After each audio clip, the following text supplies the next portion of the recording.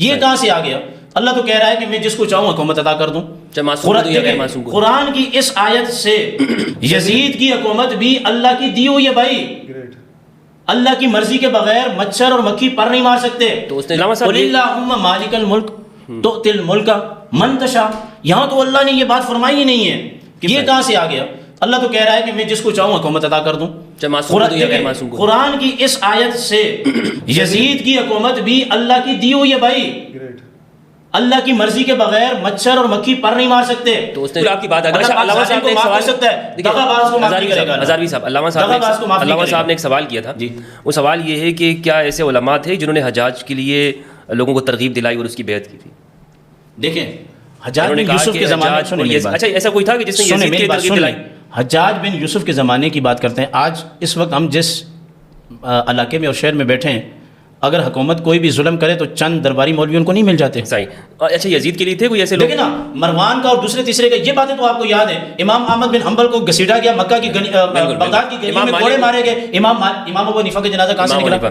اچھا تو سنیں، یہ کہتے ہیں اہل بیت کے بزرگوں کے ساتھ ظلم ہوا ہے، بالکل ناجائز ہوا ہے، قیامت کے دن اس کی گرفت ہوگی. ان بطش ربک لشدید. لیکن مجھے یہ بتائیں نا بھائی، اگر امام باقر رضی اللہ تعالیٰ عنہ، امام علی نقی، امام تقی، ان تمام کے ساتھ ظلم و زیادتی ہو رہی ہے، تو امام ابو حنیفہ کون سا محل کے اندر دنیا سے جا رہا ہے؟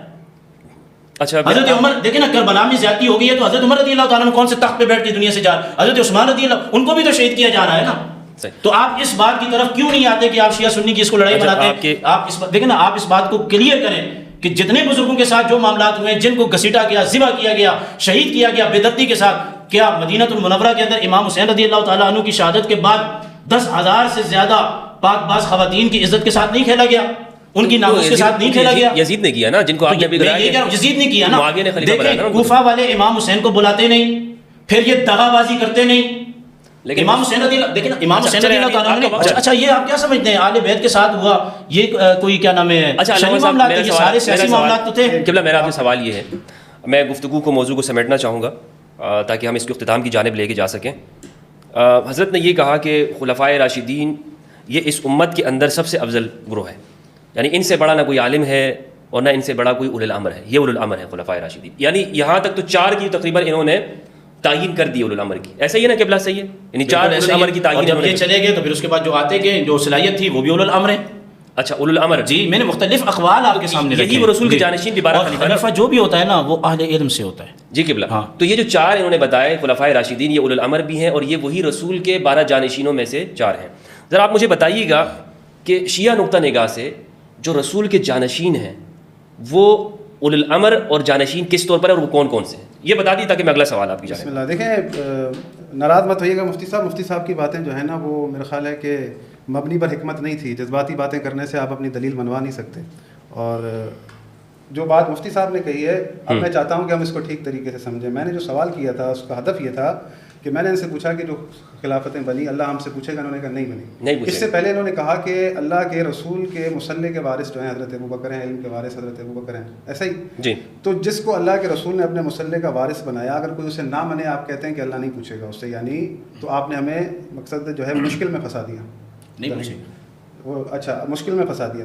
دوسری بات یہ ہے کہ حضرت مولا علی کے حوالے سے انہوں نے کہا کہ حدیث بیان کی کہ میں نے جب دیکھا کہ حضرت ابوبکر کو کھڑا کیا مصلی پہ تو میں سمجھ گیا کہ یہ میرے جس طرح نماز ایک اہم رکن ہے اس کے امام دین کے لیے ہوا تو دنیا کے لیے بھی. اچھا اب مجھے لگتا ہے کہ شاید یہ نہیں پڑھی ہوئی حدیثیں تو میں ان کو توجہ دلانا چاہتا ہوں. بخاری کے اندر جب رسول خدا صلی اللہ علیہ وآلہ وسلم کی وفات کا قصہ لکھا ہے، جی تو حضرت ابوبکر آئے رسول خدا صلی اللہ علیہ وآلہ وسلم کے جسد مبارک کے پاس. پھر وہاں سے جب سقیفہ چلے گئے تو وہاں پر انصار صحابہ نے کہا کہ ایک خلیفہ تم میں سے، ایک خلیفہ ہم میں سے. بڑی توجہ کے ساتھ سنیے. تو حضرت ابوبکر نے کہا کہ نہیں، خلیفہ قریش میں سے ہوگا. یہاں پر حضرت ابوبکر کو کہنا چاہیے تھا کہ نہیں، مصلی پر میں کھڑا ہوا تھا، میں خلیفہ ہوں. پھر انہوں نے کہا کہ آپ ایسا کریں، حضرت عمر کو خلیفہ بنا دیں. یہ بخاری کے اندر جملے نہ موجود ہوں، میں اپنا ذمہ دار ہوں، جو جرمانہ کہیں گے بھر کے دوں. ہیں یہ جملے، ٹھیک ہے، ایگری کرتا ہوں. ٹھیک ہے. اب پہلی دفعہ انہوں نے آپ کی بات سے ایگری کیا ہے. میں ہر بات دیکھیں بات ہوگی ایگری کروں گا. کیا بات؟ پہلی دفعہ نہیں جو بات کر رہے ہیں صحیح ہے، لیکن اچھا لگا مجھے. بھائی دیکھیں دل سے کہہ رہا ہوں اچھا لگا. میں ایگری کروں گا، جو بات ہوگی میں ایگری کروں گا. حضرت ابوبکر کو خود کو نہیں پتا کہ خلیفہ مجھے بننا ہے اس لیے کہ میں مصلی پر کھڑا ہوا تھا. انہوں نے نہ انصار صحابہ سے کہا بلکہ کہا کہ آپ ایسا کریں، حضرت عمر کو خلیفہ بنا دیں. تو حضرت عمر نے کہا کہ نہیں، ہم آپ کو ہی خلیفہ بنائیں گے. تو حضرت ابوبکر کی بیعت کر لی گئی. مولا علی نے بیعت نہیں کی. مولا علی نے کہا کہ ابو بکر آپ خلیفہ بن گئے، ہم سے پوچھا تک نہیں، تو وہ کہتے نا کہ بھائی میں تو مصلی پر کھڑا ہوا تھا، مجھے اللہ کے رسول بنا کر گئے، آپ کیوں اعتراض کر رہے ہیں؟ یعنی یہ بات اس بات کی وضاحت کرتی ہے کہ حضرت ابو بکر اور نے اپنے خلیفہ ہونے کے لیے اس دلیل کا استفادہ کیا ہی نہیں کہ میں مصلی پر کھڑا ہوں. نہ انصار صحابہ کو پتہ تھا، نہ ان کی بیعت کرتے وقت یہ بات کہی گئی کہ اس لیے چن رہے ہیں کیونکہ رسول خدا کے علم کے وارث ہیں، رسول خدا کے مصلی کے وارث ہیں. دوسری بات یہ کہ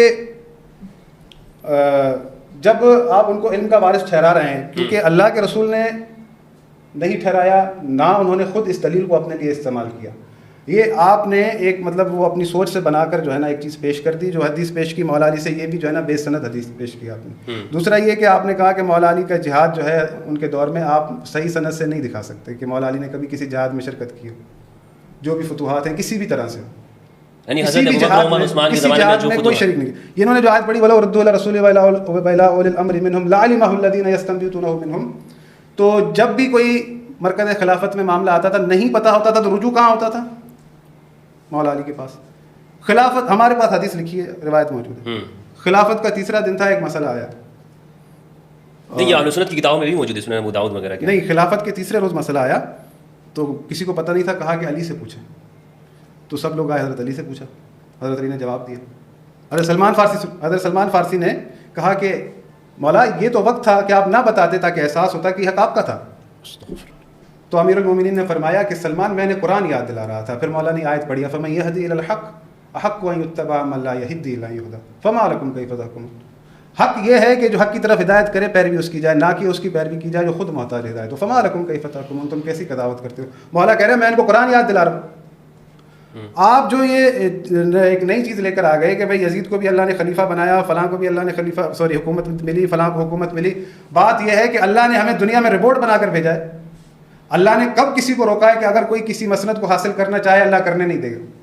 فرعون اگر بیٹھا تھا تخت و تاج حاصل کر کے، تو جو حاصل کرنا چاہتا ہے، یہ تو یزید نے بھی آیت پڑھی تھی کہ قل اللہم مالک الملک تؤتی الملک من تشاء وتنزع الملک ممن تشاء وتعز من تشاء وتذل من تشاء. نہیں یہ تعز و تذل آگے خود پڑھ رہی ہیں، یہ میں جب یہ تو میں کہہ رہا ہوں نا، میں پڑھ رہا ہوں نا، یزید نے بھی اپنی حکومت کے لیے پڑھی تھی کہ مجھے اللہ نے جو عزت دی ہے. میں نے ان میں کہا کہ نبیوں کو بھی حکومت دی. آپ میری باری میں مت پڑھیے. یہ بھی بی بی زینب سلام اللہ علیہ نے کہا کہ یہ اللہ کی طرف سے عزت نہیں ہے، بلکہ اللہ نے کہا ہے کہ ہم نے کافروں کو مہلت دے رکھی ہے، یہ مہلت ہے تیرے لیے. تو بھائی اللہ نے ہمیں ریبورٹ نہیں بنایا. اللہ رب العالمین فرماتا ہے وَلَوْ يُؤَاخِذُ اللَّهُ النَّاسَ بِمَا كَسَبُوا مَا تَرَكَ عَلَى ظَهْرِهَا مِن دَابَّةٍ وَلَٰكِن يُؤَخِّرُهُمْ إِلَىٰ أَجَلٍ مُّسَمًّى فَإِذَا جَاءَ أَجَلُهُمْ فَإِنَّ اللَّهَ كَانَ بِعِبَادِهِ بَصِيرًا. اللہ اگر لوگوں کو ان کے اعمال کی وجہ سے پکڑتا تو پورے روئے عالم میں نہ کسی چرند کو چھوڑتا نہ پرند کو چھوڑتا، پر دنیا چل ہی نہ پاتی. اللہ نے تمام کے تمام معاملات کو مؤخر کہاں رکھا؟ قیامت کے لیے. اللہ نے جسے ہادی بنا کر بھیجا ہے، اگر لوگ اس کو نہیں پسند کرتے، لوگ اٹھا کے آج کل کے حکمرانوں کو بنا دیتے ہیں، یا انہوں نے حکومتوں کا ساتھ دیا، یزید بنا، مروان بنا، عبد الملک بن مروان بنا، ہاں اللہ نے نہیں روکا لوگوں کا راستہ، اللہ نے لوگوں کو آزاد چھوڑا ہوا ہے. یہ تمہارے لیے ہدایت کا راستہ ہے، یہ تمہارے لیے کفر کا راستہ ہے، جسے چاہو چن لو. اب جو ظلم کر رہا ہے اللہ اس قدر سخت ہے کہ وَلَا تَرْكَنُوا إِلَى الَّذِينَ ظَلَمُوا فَتَمَسَّكُمُ النَّارُ وَمَا لَكُم مِّن دُونِ اللَّهِ مِنْ أَوْلِيَاءَ ثُمَّ لَا تُنصَرُونَ. ظالم کی طرف مائل بھی نہ ہونا. اگر تم ظالم کی طرف مائل ہوئے تو بغیر حساب کتاب کے تمہیں جہنم میں ڈال دیا جائے. لعنت اللہ علی الظالمین، ظالموں پر اللہ کی لعنت ہو. جہاں اس قدر حساسیت ہے تو پھر یہ حدیث کی کیا کریں گے آپ؟ کے کہتے ہیں کہ بھائی جو بھی مسلط کر دیا جائے اس کی اطاعت اللہ نے واجب کی ہے. کیوں بھائی؟ اللہ کے رسول محمد مصطفیٰ حضرت آدم سے لے کر تمام نبیوں کے وارث اتنی مشقتیں اٹھائی، اتنے مشکلات کاٹی، اتنی زحمتیں اٹھائیں، دین اسلام پہنچایا لوگوں کے پاس. آپ رسول کہہ کر جا رہے ہیں جو تم پر مسلط ہو جائے اس کی اطاعت کرنا. کیا یہ دین اسلام کے ساتھ ناانصافی نہیں ہے، دھوکہ نہیں ہے؟ کہ اللہ کے دین کے ساتھ تہمت نہیں ہے، اللہ کے نظام کے اوپر تہمت نہیں ہے کہ آپ لوگوں سے کہیں کہ بھائی جو آپ پر مسلط ہو جائے وہ اللہ نے اس کی اطاعت واجب کی ہے. اللہ آپ سے کہتا ہے کہ رسول خدا کے اوصاف بیان کرتا ہے الذين يتبعون الرسول النبي الأمي الذي يجدونه مكتوبا عندهم في التوراة ويحل لهم الطيبات ويحرم عليهم الخبائث ويضع عنهم إصرهم والأغلال التي كانت عليهم فالذين آمنوا به وعزروه ونصروه واتبعوا النور الذي أنزل معه أولئك هم المفلحون. کہ یہ نبی وہ ہے کہ جس کے اوصاف تورات و زبور میں لکھے ہوئے تھے. وَيُحِلُّ لَهُمُ الطَّيِّبَاتِ، تمہارے لیے پاک طیب چیزوں کو حلال کرتا ہے. وَيُحَرِّمُ عَلَيْهِمُ الْخَبَائِثَ، اور تمہارے لیے خبیث چیزوں کو حرام کرتا ہے. رسول خدا فقط اس لیے مبعوث نہیں ہوئے کہ آپ کو آ کے کہیں کہ بھائی مٹن کھا لینا اور فلاں گوشت نہ کھانا، یا چکن کھا لینا، یہ پرندہ کھانا اور یہ نہ کھانا. رسول خدا آپ پر تمام وہ چیزیں حرام کرنے آئے ہیں کہ جس کو اللہ نے روکا ہے. اللہ نہیں چاہتا کہ آپ کسی ظالم کی اطاعت کریں. آپ کہہ رہے ہیں کہ اس کی اطاعت اللہ نے واجب کی ہے، یعنی اللہ پر بہتان، اللہ کے رسول پر بہتان. اللہ کے رسول کی ساری زحمتیں جو ہے آپ نے جو ہے پانی میں ملا دی. اللہ کہہ رہا ہے کہ فالذین آمنوا، اس پر ایمان لاؤ، وعزروہ، اس کی عزت کرو، ونصروہ، اس کی مدد کرو، واتبعوا النور الذی انزل معہ، اور اس نور کی اتباع کرو جو محمد کے ساتھ نازل ہوا ہے. قرآن اللہ کے رسول کے اوپر نازل ہوا ہے، ساتھ نہیں آیا. اللہ کے رسول کے لیے اللہ کہہ رہا ہے کہ جو محمد کے ساتھ نور آیا اس نور کی اتباع کرو. اللہ کے رسول وہ نور جو آپ کو دے رہے ہیں وہ ہے کہ ترکت فیکم الثقلین. آپ کہہ رہے ہیں کہ نہیں جو ظالم مسلط ہو جائے اس کی اطاعت اللہ نے واجب کی ہے، یہ دھوکہ نہیں ہے دین اسلام کے ساتھ. آپ مفتی یہ فیصلہ کریں، انصاف سے بتائیں. صحیح. اللہ کہہ رہا ہے نور کی اتباع کرو، آپ ظالم کی اطاعت کروا رہے ہیں، فاسق و فاجر کی اطاعت کروا رہے ہیں. دین مظلومیت پہ، اسلام پہ ہم نہ روئیں. میں تو کہتا ہوں کہ بھائی جو شیعہ ہوتے ہو نا، کہتے ہو یا حسین، اب تم کہا کرو یا اسلام، واہ قرآن، کہ قرآن کے مخالف عقیدے جو ہے بیان کیے جاتے ہیں. قرآن کی مظلومیت پر بھی ایک جو ہے نا وہ اپنے سینے پر تھپڑ مارے. اچھا انہوں نے یہ دیکھیں کہاں قرآن اور قرآن کے مخالف عقیدے. آپ اپنی باتوں میں خود جو ہے پھنس رہے ہیں. جس کو آپ رسول خدا کے مصلح کا وارث ٹھہرا رہے ہیں، پھر کہہ رہے ہیں اللہ پوچھے گا بھی نہیں. اچھا یہی سوال انہوں نے کیا بھی تھا کہ سب نبیوں میں تو آپ نبوت و وراثت مان رہے ہیں کہ نبوت وراثت کے طور پر، لیکن رسول اللہ صلی اللہ علیہ وسلم نہ ان کے والد نبی ہیں نہ ان کی اولاد نبی. میں نے جب آیت پڑھی تھی اس میں ذریت کا لفظ کہا تھا، انہوں نے توجہ نہیں کی. قرآن کی آیت یہ کہہ رہی ہے کہ نبی کا بیٹا مستقیم بناتے ہیں یا نبی کا بھائی مستقیم بناتے ہیں فوراً، یا ذریت میں آگے چل کے بناتے ہیں. آپ پوری آیت پڑھیں، وَوَهَبْنَا لَهُ إِسْحَاقَ وَيَعْقُوبَ كُلًّا هَدَيْنَا وَنُوحًا هَدَيْنَا مِن قَبْلُ وَمِن ذُرِّيَّتِهِ دَاوُودَ وَسُلَيْمَانَ وَأَيُّوبَ وَيُوسُفَ وَمُوسَىٰ وَهَارُونَ وَكَذَٰلِكَ نَجْزِي الْمُحْسِنِينَ وَزَكَرِيَّا وَيَحْيَىٰ وَعِيسَىٰ وَإِلْيَاسَ كُلٌّ مِّنَ الصَّالِحِينَ وَإِسْمَاعِيلَ وَالْيَسَعَ وَيُونُسَ وَلُوطًا وَكُلًّا فَضَّلْنَا عَلَى الْعَالَمِينَ وَمِنْ آبَائِهِمْ وَإِخْوَانِهِمْ وَذُرِّيَّاتِهِمْ وَاجْتَبَيْنَاهُمْ وَهَدَيْنَاهُمْ إِلَىٰ صِرَاطٍ مُّسْتَقِيمٍ وَلَقَدْ أَرْسَلْنَا نُوحًا وَإِبْرَاهِيمَ وَجَعَلْنَا فِي ذُرِّيَّتِهِمُ النُّبُوَّةَ وَالْكِتَابَ فَمِنْهُم مُّهْتَدٍ. یہ ذریت کا لفظ دہرایا تو میں نے مفتی صاحب نے نہیں سنا اور بلا وجہ کا اشکال کیا. حضرت میں نے لکھا بھائی بات یہ ہے کہ آپ اسلام کے مخالف جائیں گے تو ہم آپ سے کہیں گے کہ آپ قرآن کے مخالف جا رہے ہیں. یہ اسلام نہیں ہے کہ آپ لوگوں سے کہیں کہ رسول خدا بڑے بہتان ہے، جھوٹی حدیث ہے. رسول خدا صلی اللہ علیہ وآلہ وسلم نے آپ کو حسن دیے تھے، رسول خدا نے آپ کو حسین دیے تھے. یہ نظام اس طرح سے نہیں ہے کہ آپ جو ہے اس کو بنا رہے ہیں کہ بھائی یہ سب اللہ کی طرف سے ہے. تو بھائی اللہ نے کس کا راستہ روکا ہے؟ اللہ نے تو فرعون کا راستہ نہیں روکا، اللہ نے نمرود کا راستہ نہیں روکا. اچھا اللہ نے تو ان کو بھی دولت دی ہے. انہوں نے جو یہ دعویٰ کیا کہ سب سے زیادہ افضل ہے، آپ بتائیں کہ آپ کے نزدیک افضلیت کا معیار کیا ہے؟ افضلیت کا معیار قرآن ہے. قرآن جو میزان دیتا ہے اس میزان پر تول لیں علی کو بھی اور اس کے جس کو آپ تولنا چاہیں. میزان ہے قرآن پر تولنا.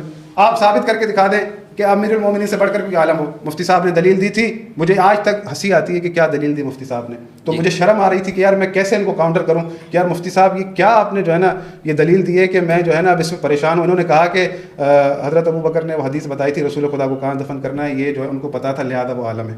ارے بھائی بخاری اٹھا کے دیکھ لو، کتاب التیمم پڑھیں. حضرت عمر سے پوچھا گیا کہ بھائی جب پانی نہ ہو تو کیا کرے تو انہوں نے کہا پانی کا انتظار کرو. اب ان کو تیمم کا نہیں پتا تھا تو کیا مقصد جو جانتے تھے نہیں ہے. کتاب التیمم میں یہ روایت نہیں ہے، حضرت کو تیمم کا پتہ نہیں تھا. جھوٹ بول رہے ہیں یہاں پہ بیٹھ کے. ابھی لے آئے آپ کے پاس. آپ حضرت جھوٹ بول رہے ہیں. کتاب التیمم نہیں ایسی باتیں نہیں کریں. نہیں جو بات کریں گے آپ ذمہ داری سے کریں. یہ عمار بن یاسر اور حدیث بے سند ہے، جس کی بھی سند بتائیں. آپ لکھ کر دیں، اگر دیکھیں گے تو کیا کریں گے. نہیں کر رہے اس میں میں یہ کہہ رہا ہوں آپ بتائیں تیمم کا پتہ نہیں تھا. بندے کے ساتھ میں بیٹھ نہیں سکتا نہیں جن کو میں خود آپ